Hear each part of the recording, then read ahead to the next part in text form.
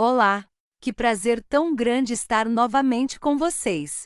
Família não é apenas laço de sangue, mas também fios invisíveis que ligam os corações. Hoje vamos acompanhar como esses fios são tecidos.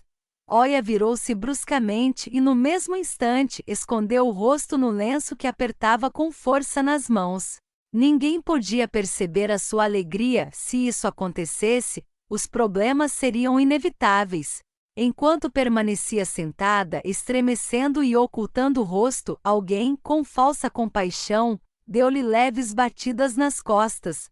Não faz mal, Olenka. Pelo menos agora vocês vão poder viver para si.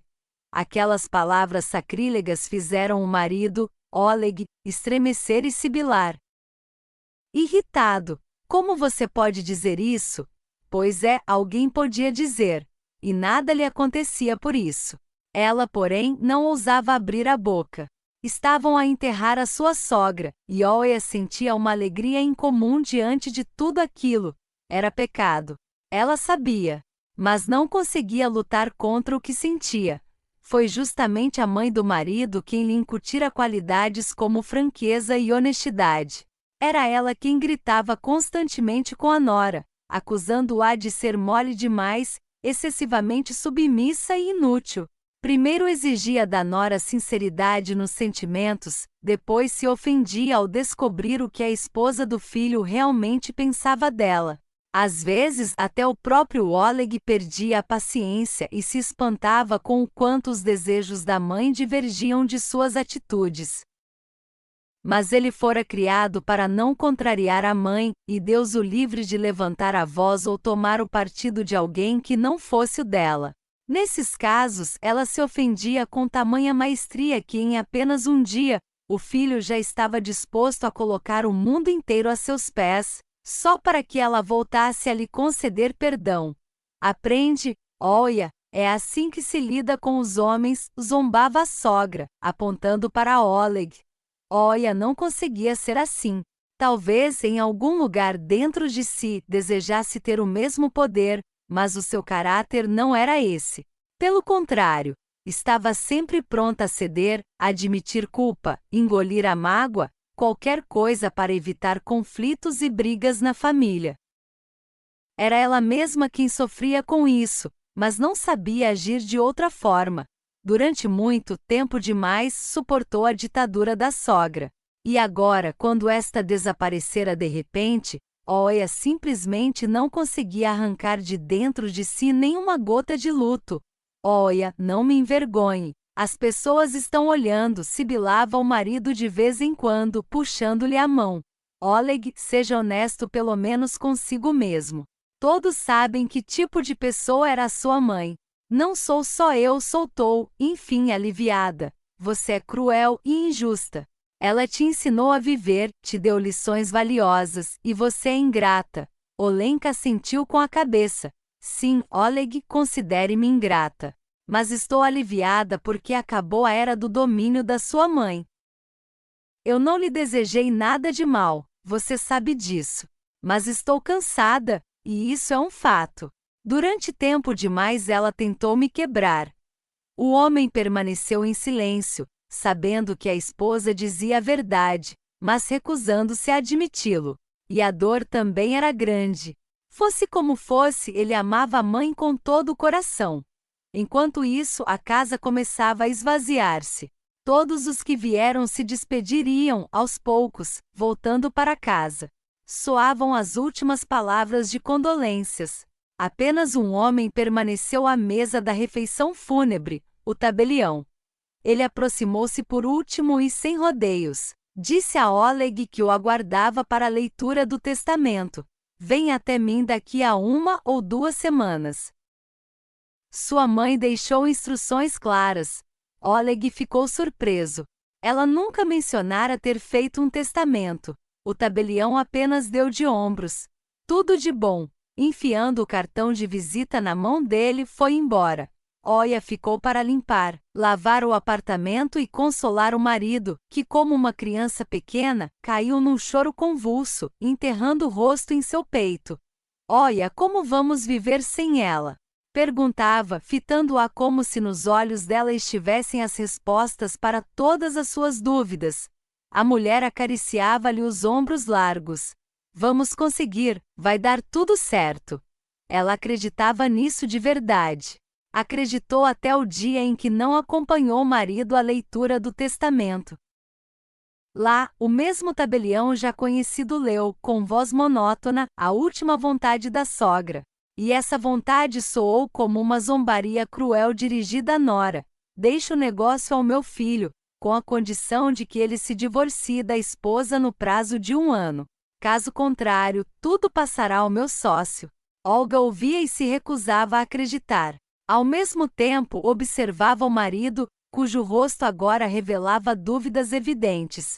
Ela esperava que ele recusasse que o casamento ou a família fossem para ele muito mais valiosos do que o dinheiro da mãe. Mas ele ergueu o olhar culpado para ela e disse: perdoa-me, Olga. Eu não posso trair a confiança da minha mãe. Ela contava comigo. Ela planejou tudo. A mulher apenas assentiu. Não queria fazer escândalo nem discutir diante de um estranho. Em casa, aliás, também não houve explosões. Oleg passou o dia inteiro calado, pensativo, e à noite arrumou uma pequena bolsa com algumas coisas. Por enquanto vou ficar no apartamento da minha mãe. Preciso pensar melhor em tudo. Disse as palavras de despedida e fugiu. 1 mês depois, a esposa recebeu a intimação do tribunal.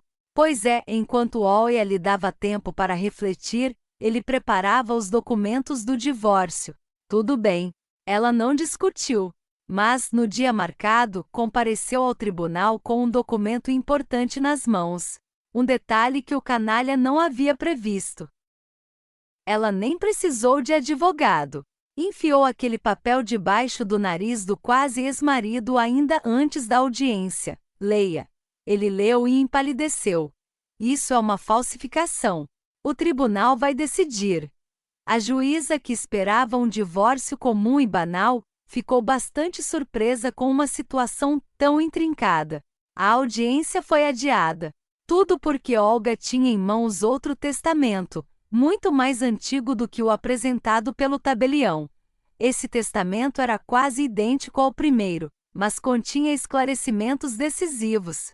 Segundo a vontade da falecida, agora não o filho, mas a nora herdava o negócio.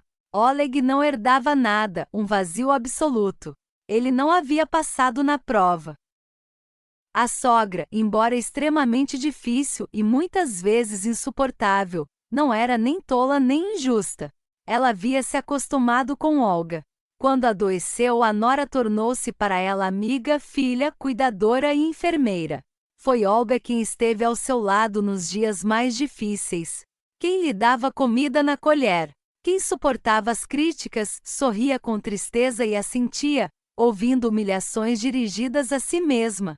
Foi assim que conquistou o respeito da sogra. Oleg, ao contrário da esposa, só pensava em uma coisa: o que aconteceria com os bens após a morte da mãe.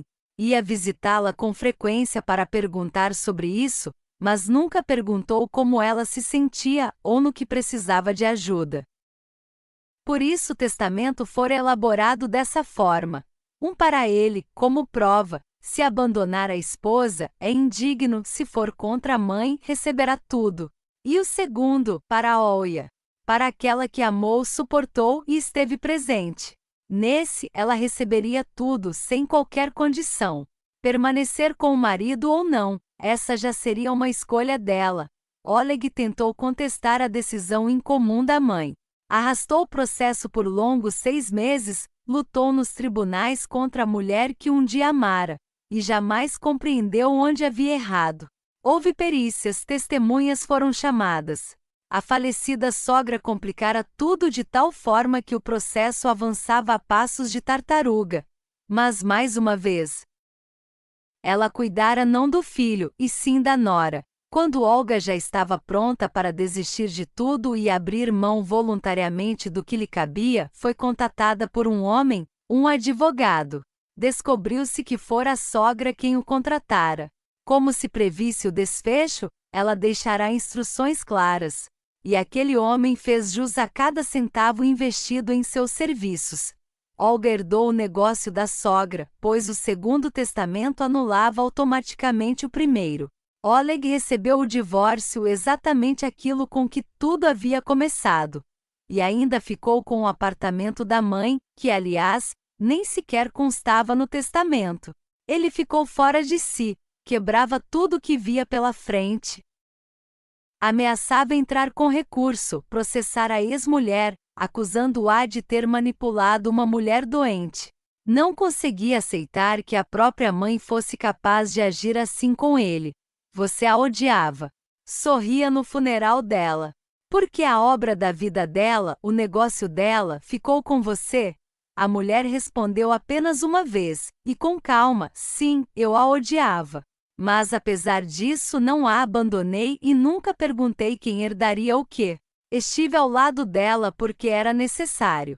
E você onde estava nesse tempo? Oleg não encontrou resposta.